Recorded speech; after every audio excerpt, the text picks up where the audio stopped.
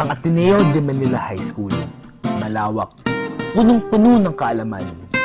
Marami ring estudyante, ngunit sa likod ng pagiging world class at kagalingan ng mga Atenista, saan napupunta ang mga napag-aralan nila? Bakit ba sila nag-aaral kung kakalimutan lang nila ang pinag-aaralan? Halina't simulan natin ang diskusyon ng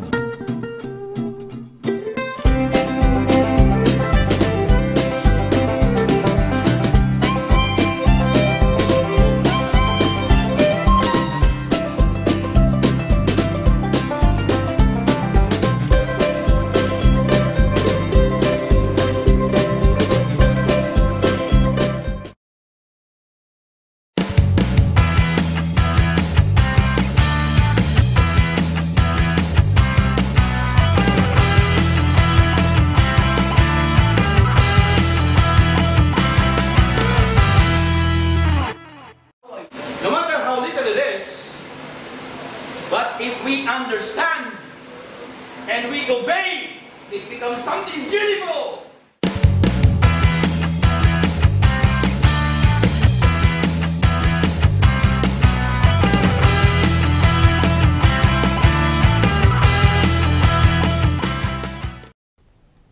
Karamihan sa mga estudyante ng Ateneo de Manila High School ay mga magagaling. Ngunit, naalala ba talaga ng mga estudyante ang kanilang mga pinag-aaralan? Malalaman natin sa dokumentaryong ito kung naalala pa ba talaga ng mga estudyante ang kanilang mga lesson. At mula doon, malalaman rin natin kung ano nga ba ang mahalaga. Ang mga lesson o mayroon bang mas mahalagang bagay na nakukuha mula sa pag-aaral. Alam mo ba kung ano ang CDT at kaya mo bang i-define kung ano yun? What is that? Alam mo ba kung ano ang PTT? PTT. Hindi, alam mo. Sige, isipin mo lang. Ano sa tingin mo? Wala. Alam mo ba kung anong pinakaunang bansa na nakasakop sa India? No. Alam mo ba kung anong glycolysis? Ano? Glycolysis. Alam mo yun, lesson natin yung second year sa science. Isipin mo. Ano maalala eh? Ano yun? Alam mo ba kung sino nag-invento ng komunismo? Karl Marx. Sa anong bansa ito unang nagpasimula?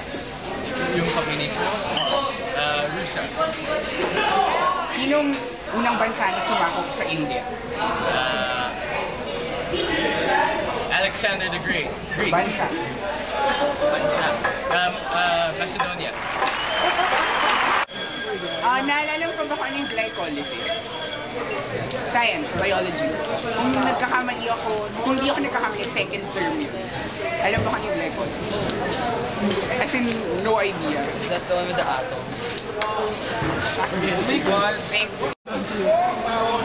Sino ang nagsimula ng communism at anong bansa? Korea? Korea? Oh my God, wait. Sino? It's not Korea ba?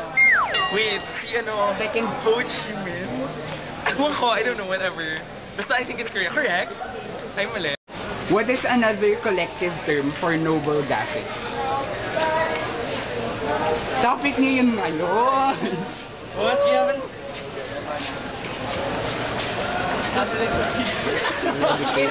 What's the first country that conquered China? I don't know. What if I don't know? Alam ba kung ano yung mga product sa anaerobic respiration? Anaerobic respiration. I hate bio. Ayoko magsabi ng mali. Naalala mo yung continental drift theory? The one that... Di ba may isang malaking land na continent? Ano tawag doon? Ano tawag doon? I don't know. Sige, ano na lang tawag doon sa isang buong body of water? Kung yung land hindi mo ma-identify, yung water. Ano yung water? Ocean.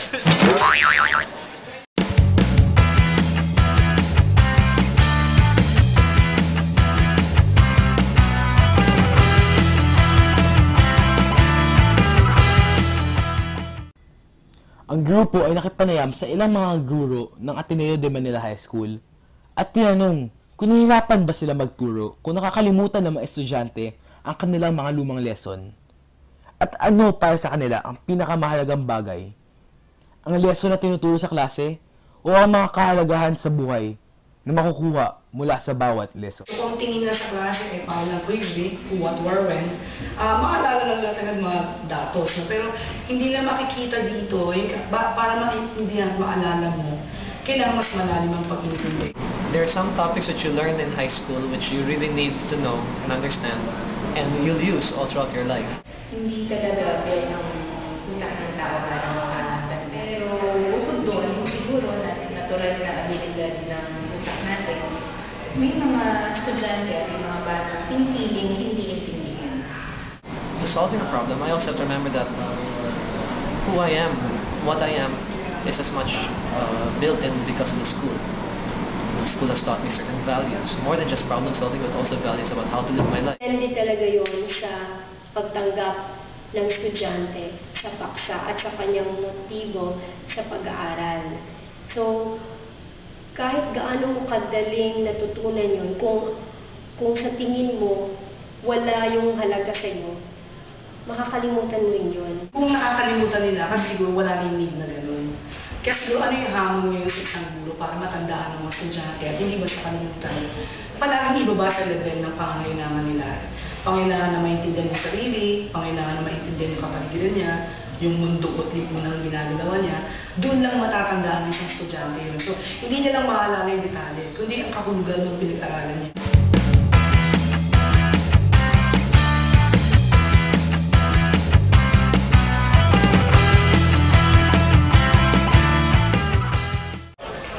Atenista pa rin ako. Oo, atenista pa rin ako. Oo, atenista pa rin ako. Oo, atenista pa rin ako. Oo, atenista pa rin ako. Oo, atenista pa rin ako. Oo, atenista ako. Oo, atenista ako. Oo, atenista ako. Oo, atenista ako. Oo, ako ay isang atenista. Oo, atenista pa rin ako. Oo, atenista pa rin ako.